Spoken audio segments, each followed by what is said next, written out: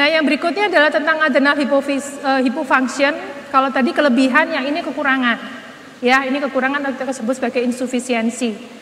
Ya, yang menemukan adalah Thomas Edison. Mungkin kalau buka Instagramnya Indometa pasti pernah baca tentang Thomas Edison ini ya, karena beliau yang menemukan terkait dengan kondisi destruksi dari korteks adrenal yang terkait dengan infeksi tuberkulosis.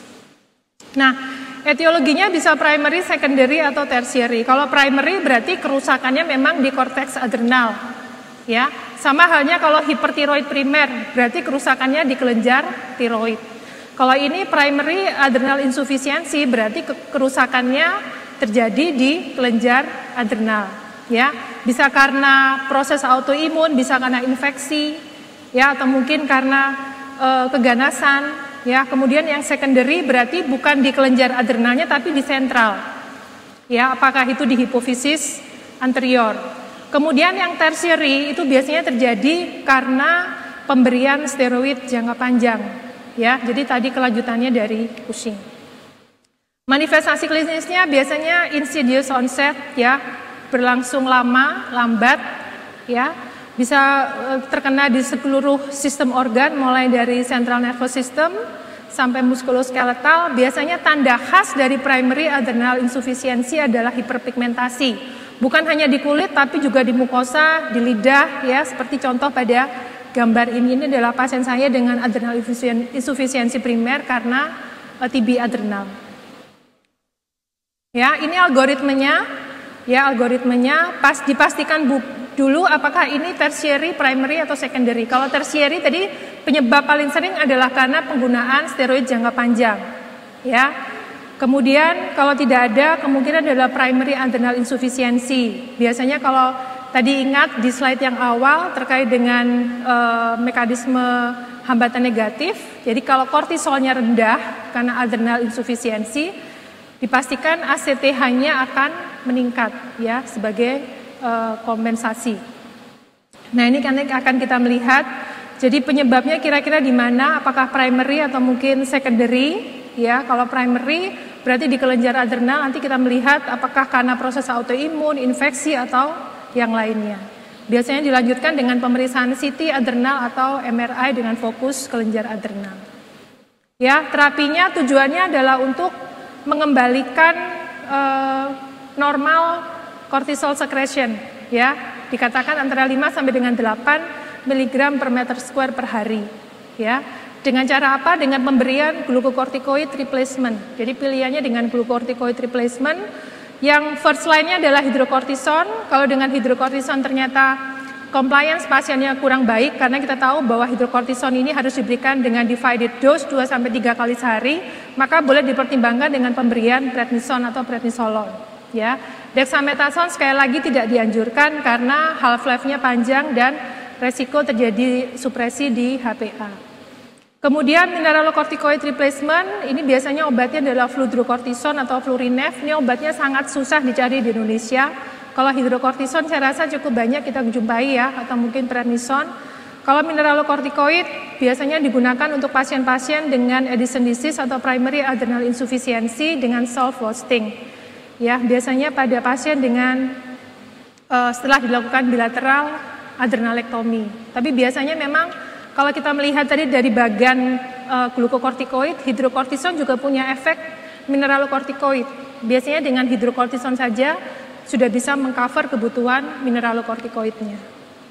Nah, ini adalah kelanjutan dari adrenal insufficiency atau kita sebut sebagai krisis adrenal atau adrenal crisis, ya. Suatu kondisi life threatening, mengancam jiwa, ya, kondisi emergensi.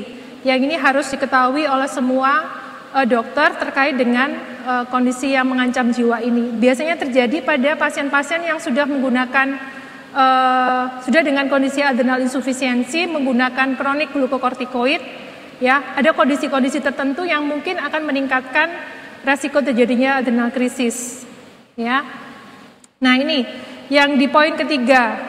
Ya, pada pasien yang secara mendadak menghentikan terapi glucocorticoid jangka panjang. Nah, ini yang harus hati-hati, ya. Jadi kalau misalnya sudah diberikan terapi steroid jangka panjang kemudian dihentikan mendadak, maka yang ditakutkan adalah terjadi kondisi adrenal insufisiensi.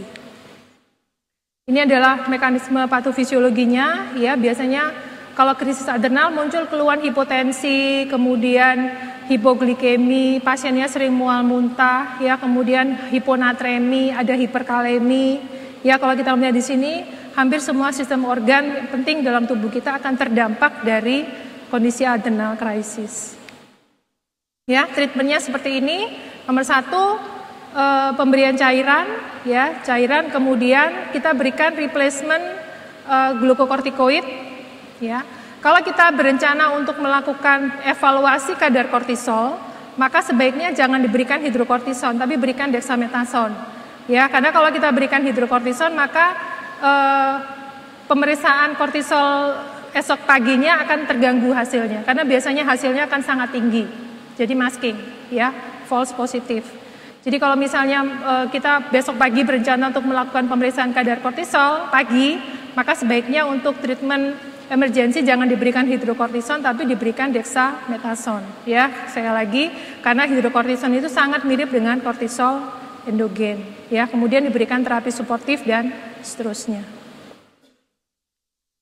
Nah, ini yang juga perlu diperhatikan untuk pasien-pasien yang sudah mendapatkan terapi steroid jangka panjang, ya, entah itu karena adrenal insufisiensi primer atau mungkin karena pasiennya sudah menggunakan terapi steroid jangka panjang, pasien dengan kondisi autoimun, harus diperhatikan ada dose adjustment dan sick day rules, ya. Ada kondisi-kondisi tertentu yang mungkin terkait dengan peningkatan kondisi stres yang akan meningkatkan kebutuhan glukokortikoidnya. Jadi biasanya akan ditambah dosis steroidnya. Ya, ini ada beberapa guideline yang bisa dibaca. Ya, jadi manajemen glukokortikoid during perioperative period patients with adrenal insufficiency. Jadi kondisi stres akan sangat berpengaruh terhadap kortisol, karena kita tahu kortisol itu kan hormon stres. Ya, kalau kita stres maka kortisol akan diproduksi lebih banyak.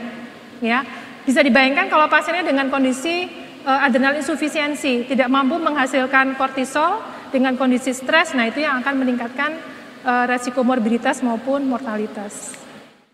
Nah, ini bisa dibaca, ya, baca sendiri. Terlihat dari kira-kira ini operasinya operasi kecil, operasi ringan, operasi sedang, berat, ya, karena kebutuhan dari steroidnya juga untuk di-adjustingnya juga berbeda-beda. Mungkin ini yang bisa saya sampaikan terkait dengan adrenal disorders. Jadi ada kondisi Cushing atau mungkin dengan Addison disease.